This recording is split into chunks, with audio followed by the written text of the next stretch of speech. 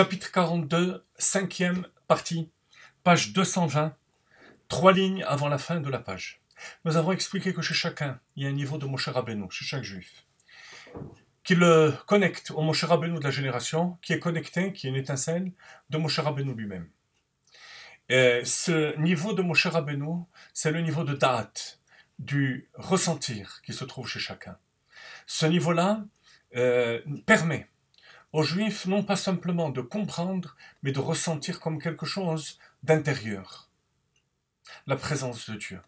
Mais pour cela, il faut le travail d'en bas qui consiste à Yegiat, à Basar, Yegiat à Nefesh, Yegiat à Gouf et Yegiat à Nefesh. La fatigue du corps et la fatigue de l'âme. On explique que la fatigue du corps, ça vient grâce au Hirur Tshuva, aux pensées de Tshuva qui nous font faire violence envers nous-mêmes.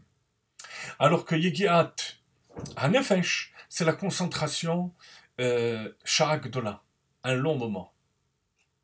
Grâce à cela, on va permettre à 3 catégories de personnes de ressentir cette présence d'Akadosh Baruch Hu, de ressentir cette Yirat Shamaim, Yiratata. Celui qui a Nefesh Zaka Betiva, une âme pure par nature, va immédiatement le sentir.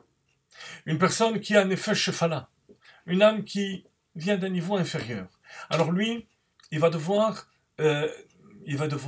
développer plus d'efforts. Et même celui qui a impurifié son âme, par Chatot Nehorim, des fautes de jeunesse, Hotzadzera Levatala, l'écoulement de la semence de manière inutile, de manière interdite, lui aussi, grâce à ce qu'on va expliquer tout de suite, dans les termes avec lesquels on va expliquer cela, il pourra aussi arriver à ce niveau de Yiratata, à ressentir, pas seulement la comprendre, mais ressentir la crainte de Dieu. On y va. Page 220, 3 lignes avant la fin. Umikol makom, bekoshi ou bechozka, avec difficulté et avec force, je dis trazek meot machshavto, que sa pensée va s'efforcer, beometz vigia rabba, beomek gadol, avec des efforts, avec un grand investissement, et en s'approfondissant, de s'approfondir dans tous ces sujets, un long moment. Donc, s'approfondir, un long moment, c'est Yegiat un Nefesh. Sha'ak Gdola, un long moment. Bevadai tagia elav al kol panim, hayirat ta'anal. Très certainement, il n'y a pas de doute qu'il va arriver à saisir cette crainte.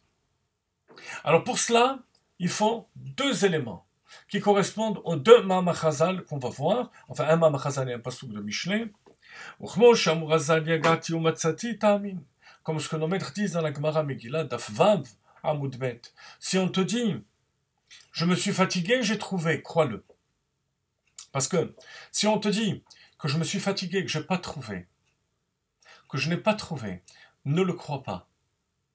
Parce que s'il se fatigue, étant donné que la chose est là, potentiellement, comme on va l'expliquer tout de suite, forcément il va trouver.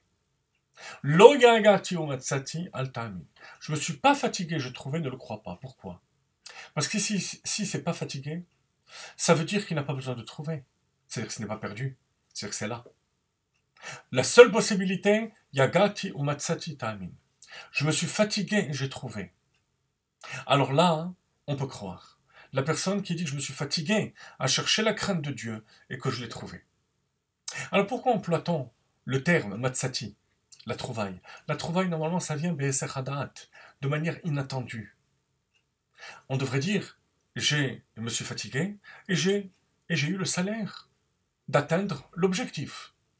Le Rabbi explique que ce niveau de Yirat Shamaim, de crainte de Dieu, est tellement profond, est tellement puissant, qu'avec toute la fatigue et avec toute la préparation, ce que je reçois n'a aucune commune mesure avec ce que j'ai fait. Ça s'appelle Metzia. Lorsqu'une personne touche et atteint la Yirat Shamaim, sa vie change. Il est connecté à Kadosh Baruch Hu. Il n'a plus de doute. Sa vie a changé. Et ensuite, Admor Hazaken rapporte le pasouk dans Mishlei.